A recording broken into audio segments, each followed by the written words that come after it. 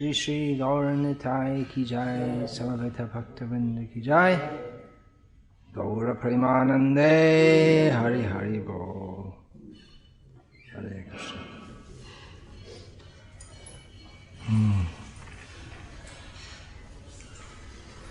It's a little wet. If the garland is wet, it makes stains, apart from being uncomfortable.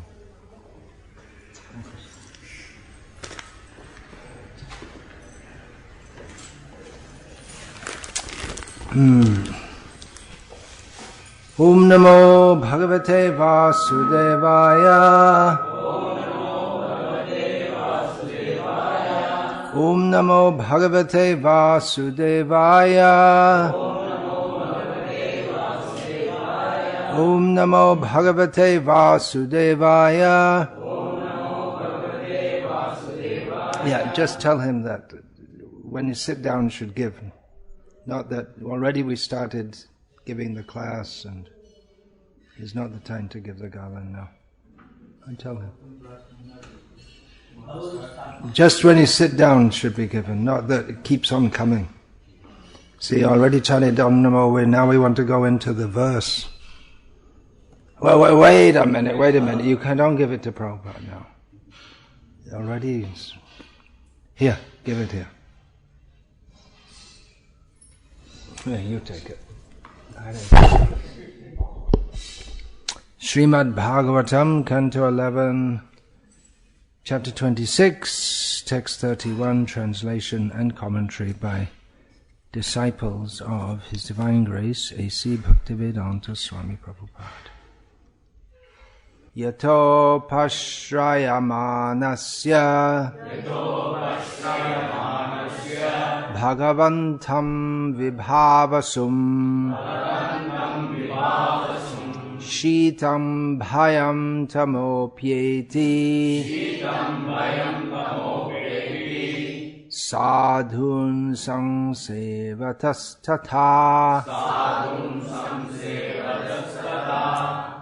Yato Pashrayamanasya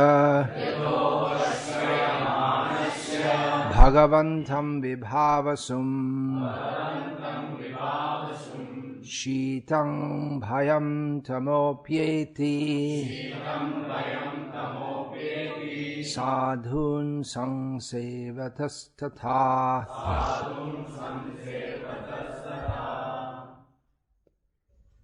Just as cold, fear and darkness are eradicated for one who has approached the sacrificial fire, so dullness, fear, and ignorance are destroyed for one engaged in serving the devotees of the Lord.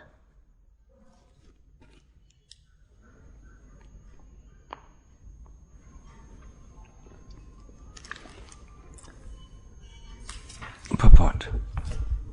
Those engaged in fruitive activities are certainly dull. They lack higher awareness of the Supreme Lord and the soul. Materialists are engaged more or less mechanically in gratifying their senses and ambitions, and thus they are considered dull or practically unconscious. All such dullness, fear and ignorance are removed when one serves the lotus feet of the Lord, just as cold, fear and darkness are removed when one approaches a fire. I just selected this verse. It's one of many verses in Srimad Bhagavatam which glorify devotees and association with them. This verse is not one of the best known verses in this theme. I'm just drawing your attention to it. It's in the 11th canto of Bhagavatam. This is Krishna himself speaking. In this section, he speaks about the glories of the devotees.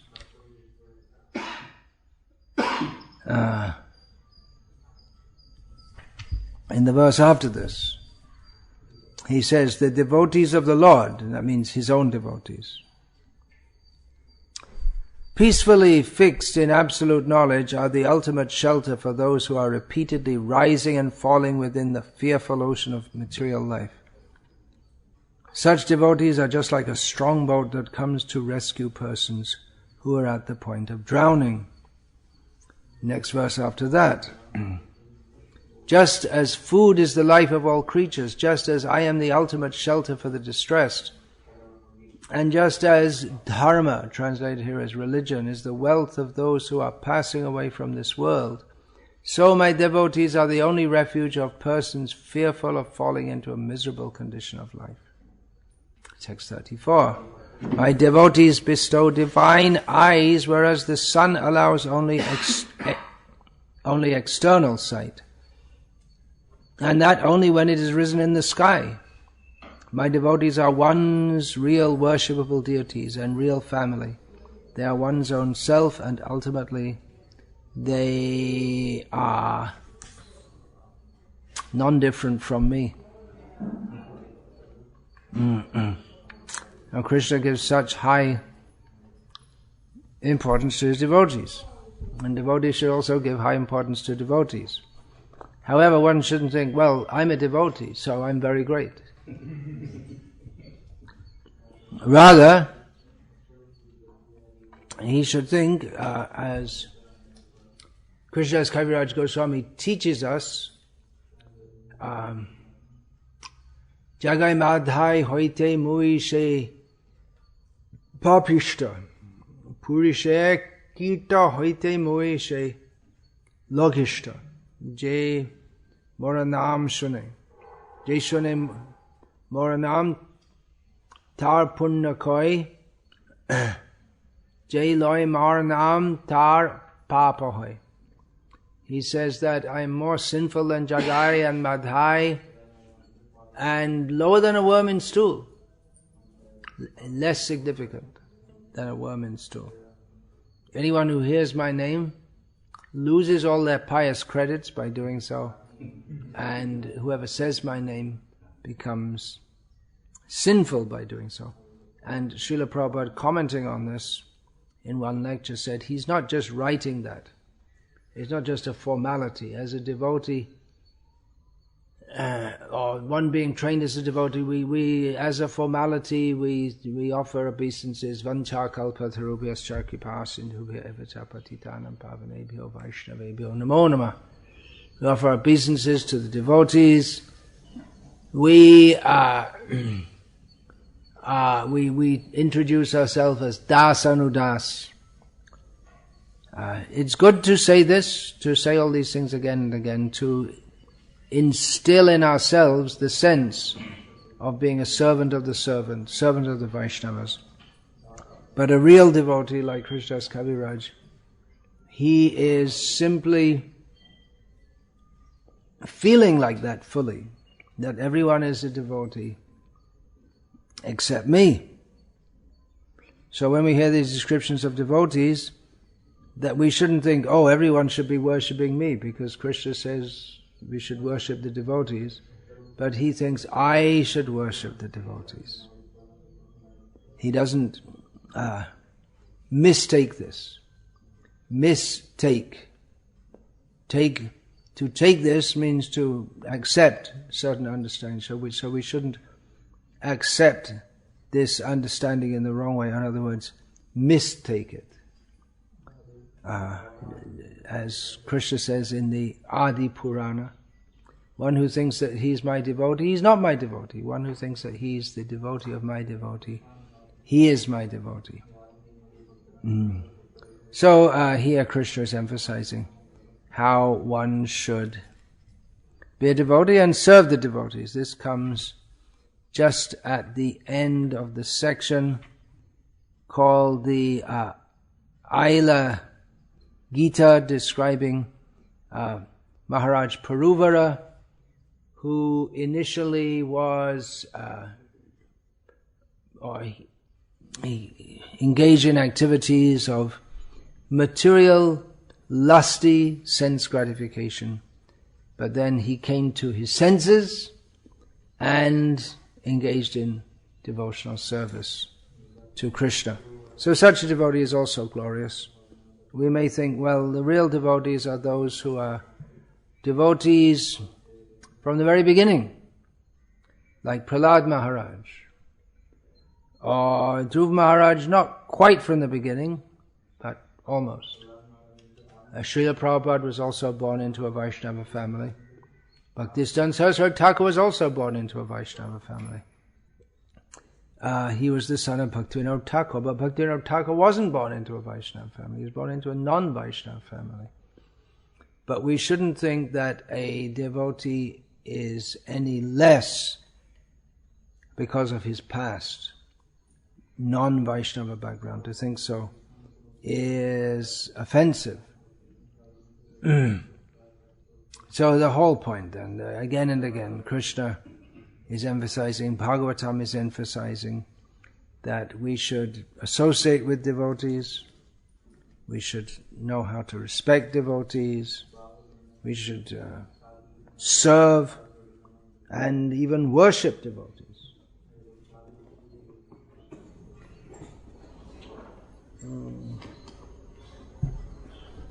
Where is that? Yeah.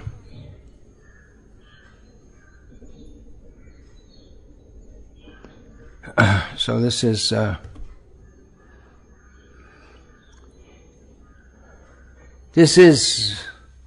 especially in Vaishnava Dharma, that one should serve and worship the devotees. In general Hinduism, there's worship of various demigods, but they're not worshipped as devotees of the Lord. They are devotees, but they're worshipped with the conception of the worshipper being that they are separate gods.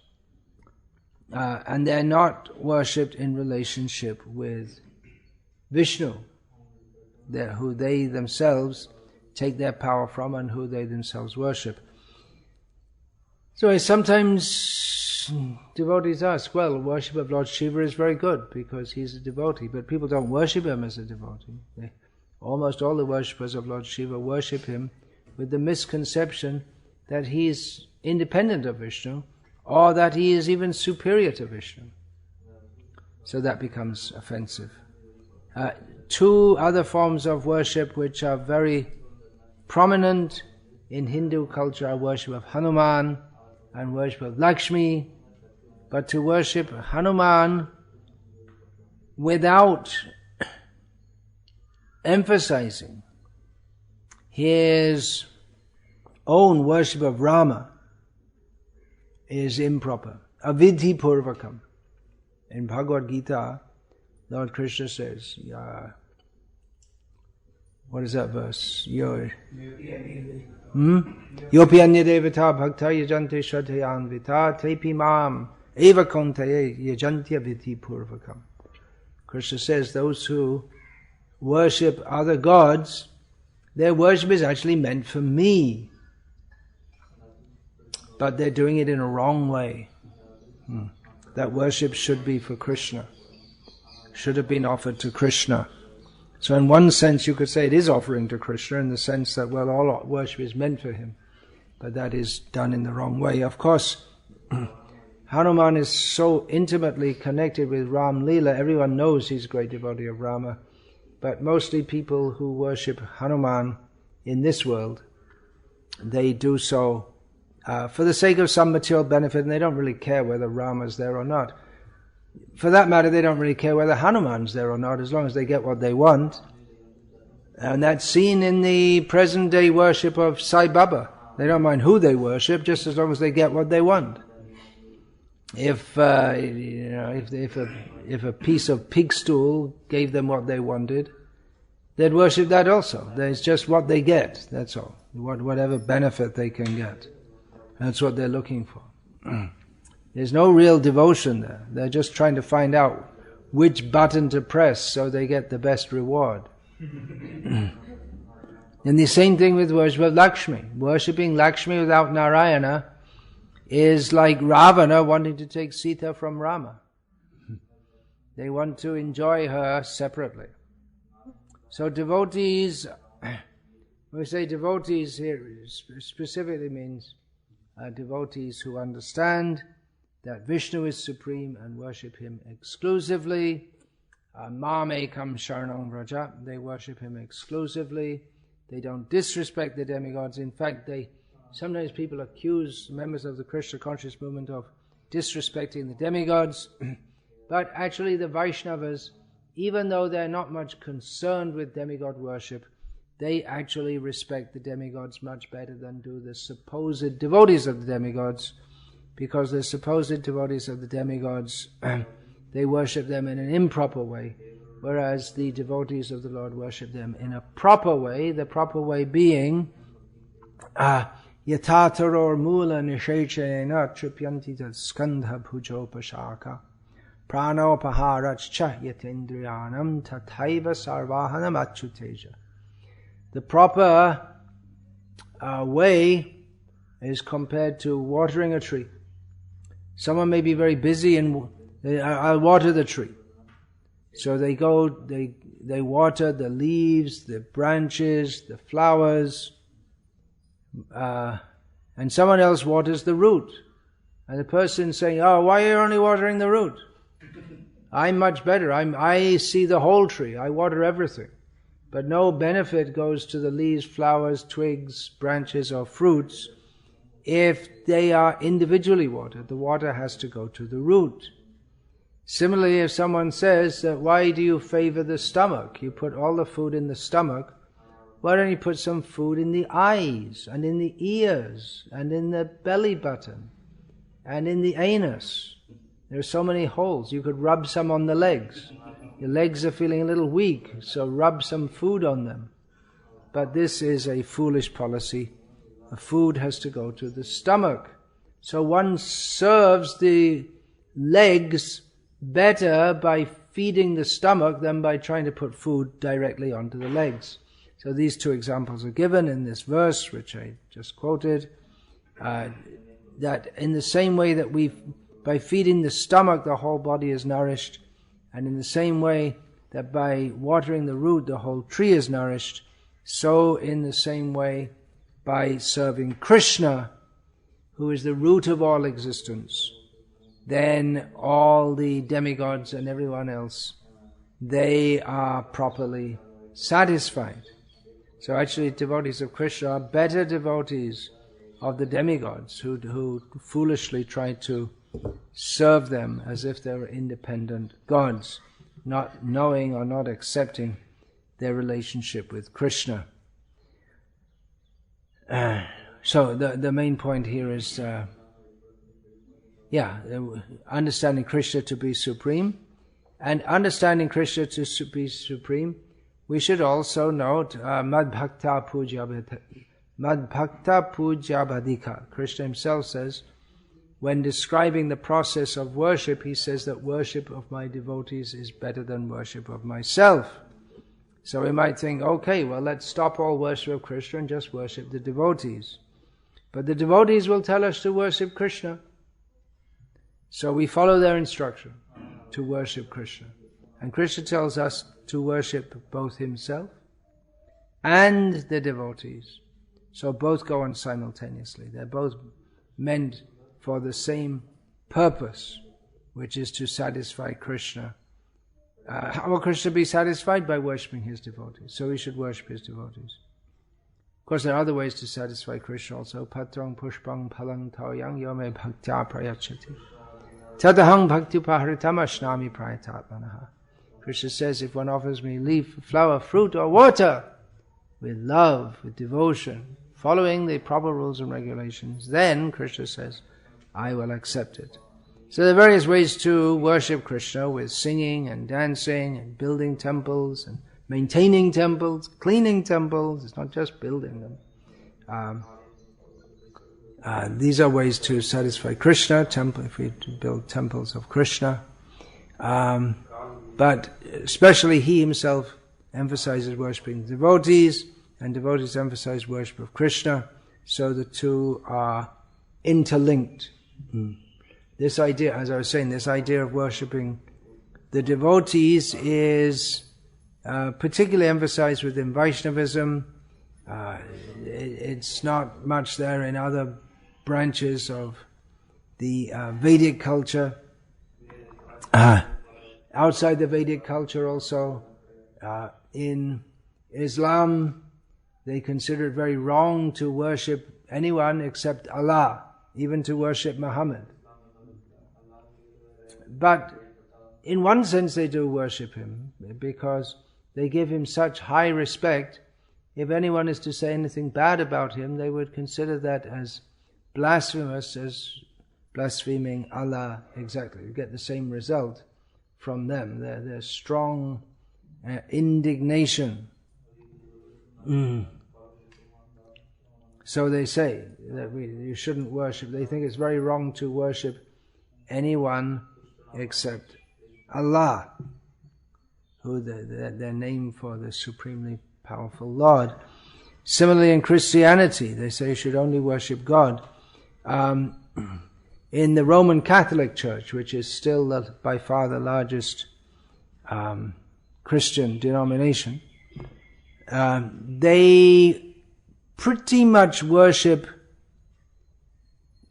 saints, what they call saints. By pretty much worship, that means they make a statue and they put a candle in front. People can offer candles and then they pray. So it's pretty much like worship. And in fact, many Catholics, they venerate Mary, the Mother of God, more than Jesus himself. When various Catholics were asked that when they get in trouble or when they want something, who do they pray to? Jesus came about number 7 on the list. Number 1 came in Mary, and then there were other saints also. So it's all, and then they have the saint of carpenters, the saint of travelers, the saint of fishermen, the saint of this and that and everything else you can imagine. So it's like demigods. It's like demigod worship. Just like demigods, there's a demigod overseeing the carpenters. Who's that? Vishvakarma. All artisans he oversees. There's the demigod of the clouds and the rain, who is Indra, the demigod of overseeing the waters, who is Varuna.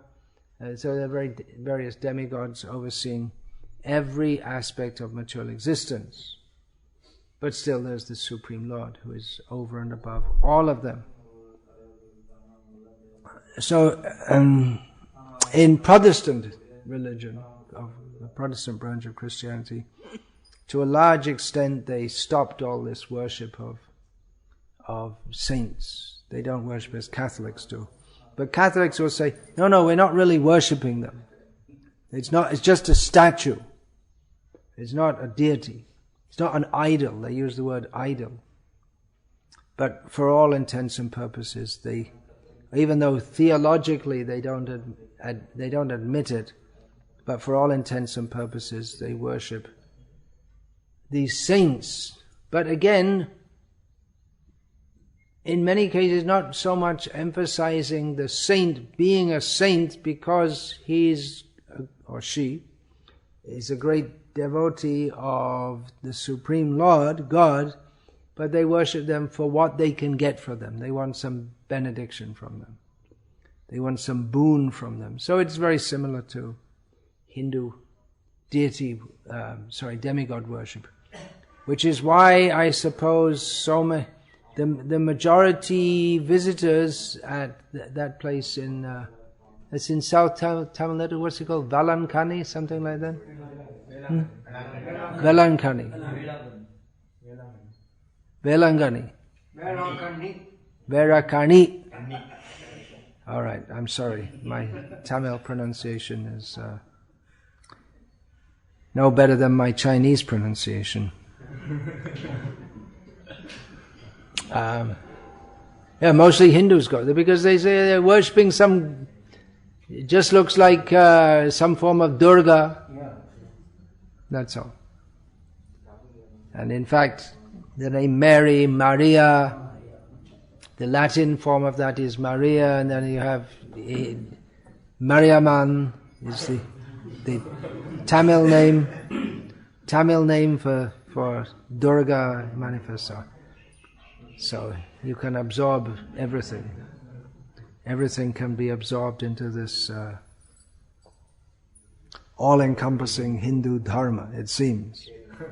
But we're not Hindus, we're worshipping Krishna. Hindus also is a material designation. So even the Christians go there, but they're not going there worshipping her. Oh, you're the great devotee of God, you became the mother of God, please give us love of God. No one goes there for that. They don't even have any idea of love of God. They want some material benediction. That's all. So this worshipping the devotees means we worship them with the idea that by doing so Krishna will be pleased. That's why it's completely bogus if someone takes the position, I'm a devotee or I'm a guru, then you worship me. And take it for one's material benefit. But a devotee, he doesn't want to be worshipped, but he will accept worship to direct that to Krishna. That's the whole point. So, we should associate with devotees. Those who are senior to us, we should serve them, hear from them. Those who are on the same level, we should make friendship with them. Make friendship with them means we serve together. We discuss topics of Krishna consciousness together. Those who are junior, we should try to benefit them. Not that we should try to engage them in our service. We think, oh, I'll engage them in my service, they'll be benefited. That's also there, that's the proper culture. But that really means by helping them, enlightening them in Krishna consciousness, guiding them what to do, what not to do, so that they can come up in Krishna consciousness. One should not be very eager to be seen as a senior. This is material. We find there's some devotees, they're very eager to get what they think is Brahminical and to become a Brahmana. They think then I'll get a thread and then I'll be just like a Brahmana. But their motivation in doing so is not to please Krishna, but their motivation is that I'll be seen as senior. So in material life one is considered senior generally by age or experience, but in Vaishnavism, or position, but in Vaishnavism that should be seen in terms of one's actual spiritual advancement, because it's quite possible that a young boy can be more advanced in Krishna consciousness than an old man, because the young boy in his previous life may have been very advanced, whereas an old man, he may have been practicing Krishna consciousness many years, but not actually making any real advancement. So it's not that automatically one has to serve and worship. In material life, if someone gets older, then definitely we offer respect. And in spiritual life we do also. We try to help or serve those who are older, and they help us by giving advance. Older people are thought to be wise or expected to be wise. As they get older, then they're less able to be active, generally speaking. And one who has heard topics of Krishna, of Bhagavad Gita and Srimad Bhagavatam throughout his life, that's supposed to accumulate in one's consciousness. And as one gets older and less active, he has more time to reflect. So all those topics he's been hearing for so many years, then that becomes, as he reflects on that, and he applies that knowledge to his own experience in his life, then he becomes what we call wise, or he should become enlightened. That's why devotees should go on hearing the topics of Bhagavatam, even those topics which they are not able to fully digest or understand or implement. They should go on hearing such topics throughout their life. So the time will come when, which is suitable for realization. For instance, it must be very harsh for householders to hear such verses as Pungsastriya mituni bhavametam tayoraho hridaya grantimahohu ato griha kshetra sutapta vitayar janasya moho yamahammameti. The attraction between male and female is the binding force in material existence. It's like a knot on the heart. A man and a woman become as if tied together by strong ropes, a knot on the heart which ties their two hearts together in mundane affection. And thus one becomes attached to home, money, wealth, family, children, and so on and so on. And in this way one is bewildered by thinking in terms of I, me, and mine. So it must be very difficult for householders to hear this, because they're living husband and wife, and they are very concerned with their home, wife, children, friends, country, and so on. But anyway, they should go on hearing this patiently throughout their life, so that they can reflect on this, and as they grow older, they see more and more the temporality and insignificance of this world. And as they slow down, as long as one is running around passionately trying to do this and do that, in the honest endeavor to maintain one's family, then it's very difficult to think about anything very clearly, because one cannot think contemplatively. But as one gets older, one is supposed to become more thoughtful, calm down, doesn't have so much responsibility. And then all these points which one has heard throughout his life, that can become realized. Then he becomes wise, and then he can tell others. So age is respected. On the mundane platform, there should be some kind of wisdom, and also the fact that someone's been looking after the family for so many years throughout his life, so that should be respected. But principally one is respected because of one's knowledge and wisdom. Wisdom means the not just acquiring information, not just that knowledge, but also realization of what one has learned, and ability to apply that realization into practical life and give advice to others for their benefit. So for this reason, those who have such knowledge, they are to be venerated, whatever age they may be. And devotees are the wisest of all, because those who are devotees, they realize that everything in this world is of no value, only service to Krishna of value.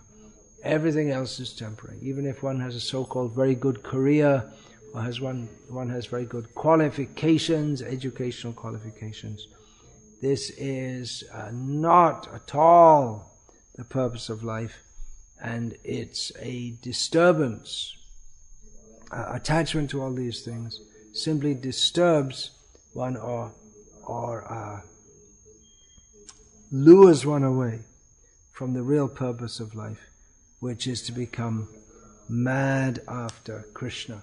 So we should associate with devotees who want to give us the actual knowledge of Gita and Bhagavatam, who live a life of full dedication to Krishna, who are not attached to this material world and all that it has to offer, knowing that everything in this material world is simply useless. Here's a quote from one of Srila Prabhupada's purports, purport to the Chaitanya Charitamrita, Antilila, chapter 13, text 113. Anyone who wishes to advance in Krishna consciousness must try to serve the devotees of Krishna. It sounds like a very straightforward statement, we heard it many times. Srila Prabhupada, he emphasized that we must try to serve the devotees of Krishna. Can't avoid that. We may think, I'll just go off to the mountains and sit in a cave and chant Hare Krishna. But we're not able to do so. We're not able to live without association. Man is a social animal. But even if we were to, we may think, well, I'll be away from so many disturbances, I'll just chant Hare Krishna peacefully.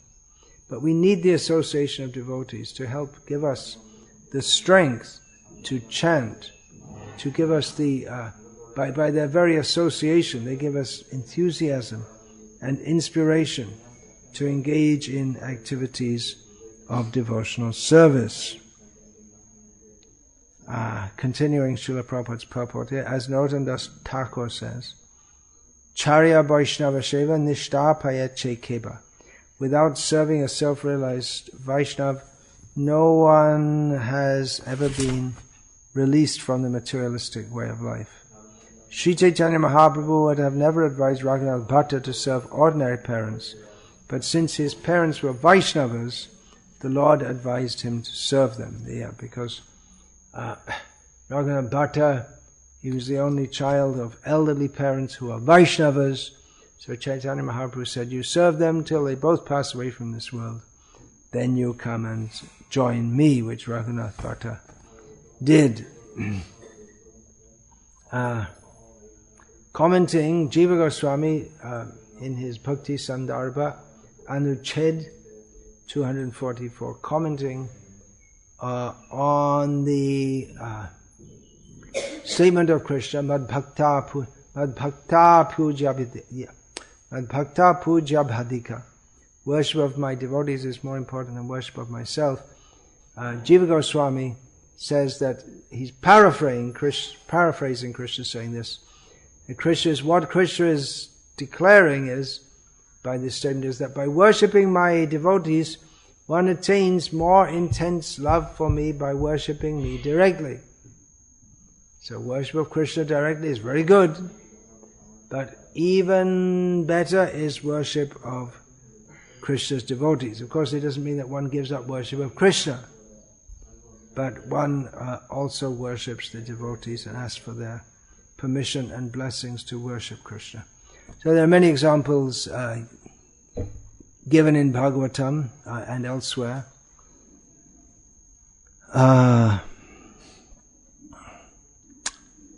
How by serving devotees, people made great advancement in devotional service. And one example given very early in the Bhagavatam is that of Narad Muni, who in his previous life was the son of a maidservant, Dasi Putra. And Srila Prabhupada explained in one lecture that such a maidservant, she wouldn't know who the father of the child was, because she doubled up as a prostitute. So even though his mother was of low class extraction, and Narada Muni was the son of such a woman, because he sincerely served the Bhakti Vedantas, that is the word used in Bhagavatam, for 4 months during the rainy season, he very sincerely served them, and they were all great devotees. As a result of that service, he was able to attain the highest perfection, just by that simple method. So, in this regard, Srila Prabhupada stated in one lecture, simply chant Hare Krishna. That is the only way. There is no other method. There are methods, but you cannot perform it. You are so condemned. You means we also, everyone. We are so condemned, and the age is so condemned that it is very, very difficult. It is not possible. And another process is this, as Narad Muni says, Uchishtale pan anumodito dvijai. To serve the devotee is a pure devotee. If you serve some way or another, you contaminate his quality. In other words, one imbibes the quality of a devotee. If one associates with devotees, he imbibes the quality. So Srila Prabhupada here first of all says you just chant Hare Krishna, there's no other way. Then he says we also have to serve devotees.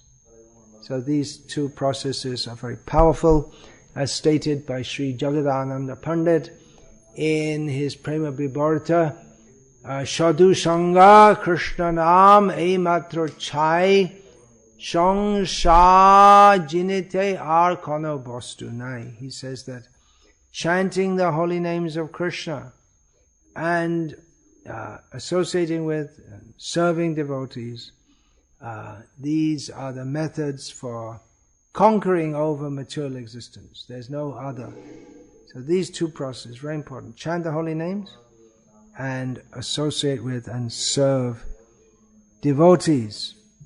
There are many, many instances. In Chaitanya Charitamrita is narrated about Kalidas, not the famous Sanskrit poet Kalidas, but he was a Vaishnava in Bengal when Chaitanya Mahaprabhu was present.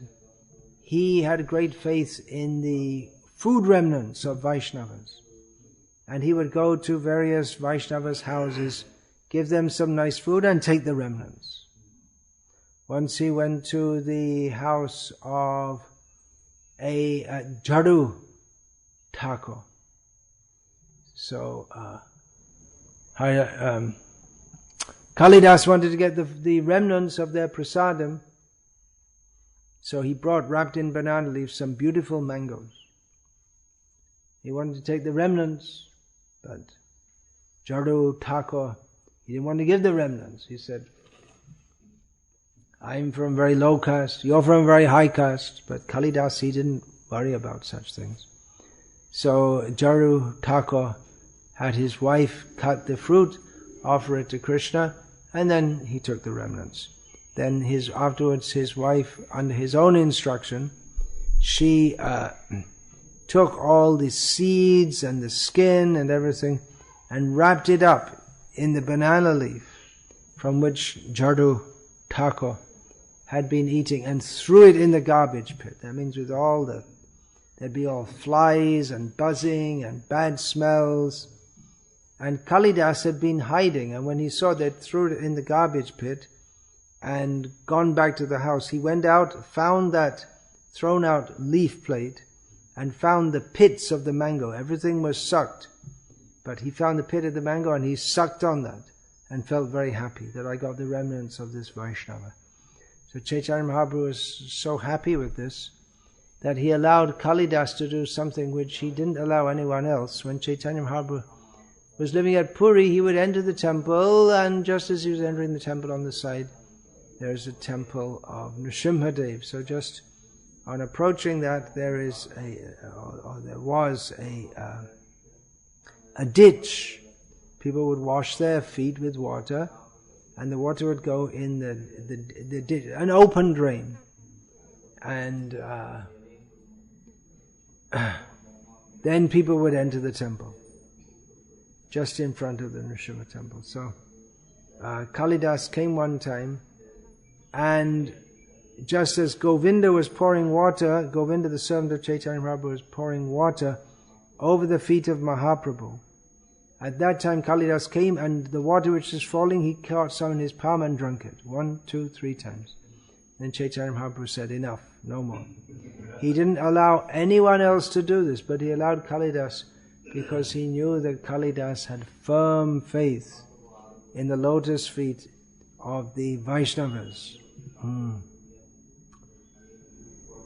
Vaishnav Charnduli Bhakta Padajal, Vaishnav, what is it? Bhakta Padajal, Vaishnav Bhukta Abhashesh Eitine Mahabal. And in this regard, Krishnadas Kaviraj Goswami states that the lotus foot dust of the Vaishnavas, the water that has washed the feet of the Vaishnavas, and the food remnants of the Vaishnavas, these are all very powerful. 18 Hoite Krishna Shiva Hoy Eito Siddhanta Sarva Shastra Koi, something like this. He says that From these three, one can attain direct service to Krishna. This is stated. Asidhanta Sarva Shastra Fukariyakoi. This is screamed out by all the Shastras. So Chaitanya Mahaprabhu gave Kalidas the allowance that Kalidas could take the water from Chaitanya Mahaprabhu's lotus feet because he had such firm faith in taking remnants from all the Vaishnavas. So we can see in Chaitanya Mahaprabhu's Leela is very important in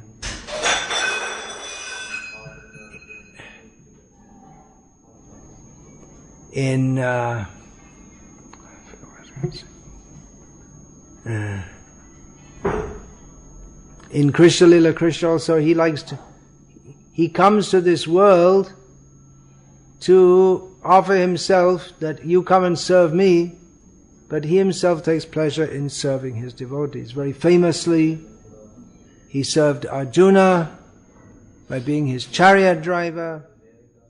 He would serve Nanda Maharaj by carrying, baby Krishna would carry the wooden shoes of Nanda Maharaj on his head and bring them to Nanda Maharaj.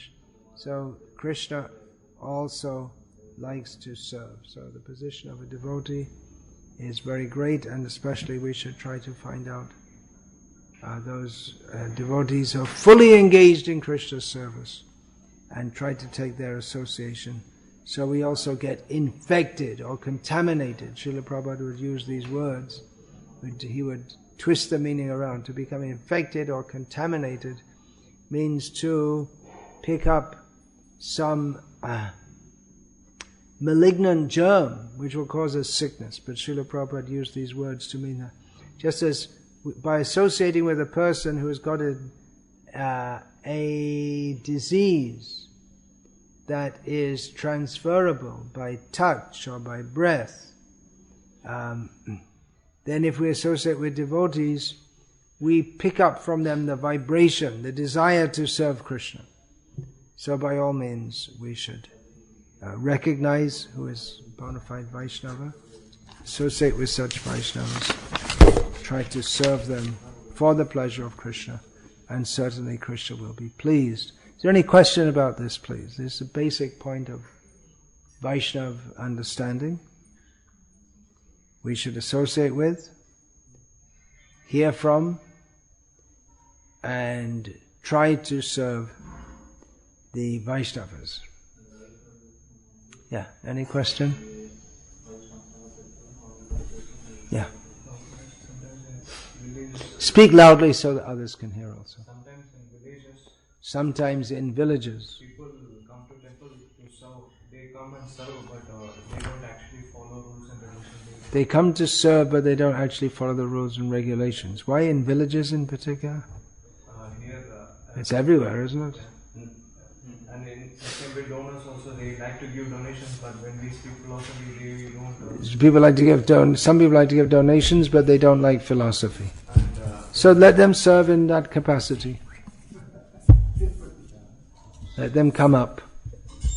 By doing that, they can gradually become purified. I started this series of lectures by reading that verse that what is that? Syan Mahat Sevya Su Su Shu Su Shu Shu Shate Shateya Nityam. That's another verse. Su Shu Shu. No, I'm forgetting it. Anyway, Syan Mahat Sevyan Vipra Punya Tirtha Nishevanat. I'm just forgetting the first line. I'm getting mixed up with another verse. Shu Shu Shu Shadadhanasya Vasudeva Katharushi. Yeah. So I began this lecture with a series of lectures by quoting that verse. That by serving the devotees, great service is done, for by doing so one gains an affinity for hearing the messages of Vasudeva. So if people are, many people are on the platform of some piety and they like to give donations, but they don't like to hear philosophy. So take their donations.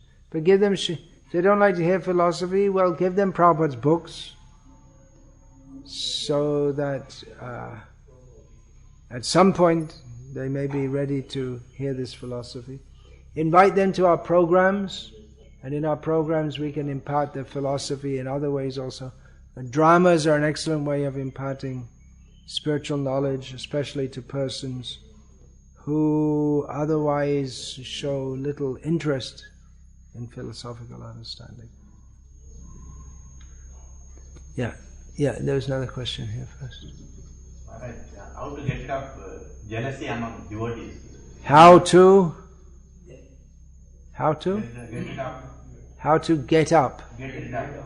get rid of jealousy of devotees. If one detects in one's heart jealousy of devotees, then do the opposite. Praise them, serve them. That's the antidote.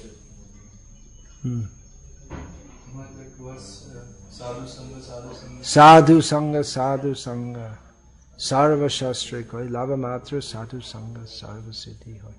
By just a moment's association with sadhus, devotees, one can attain all perfection. Yeah, what about that verse? Lava Matra means just a moment. Lava Matra means just a moment, yeah. We see that we take so much association. We take so much association, but we don't attain all perfection. Well, we do inasmuch as we're on the path of attaining perfection. If we take actual association of devotees, then we'll want to be like them.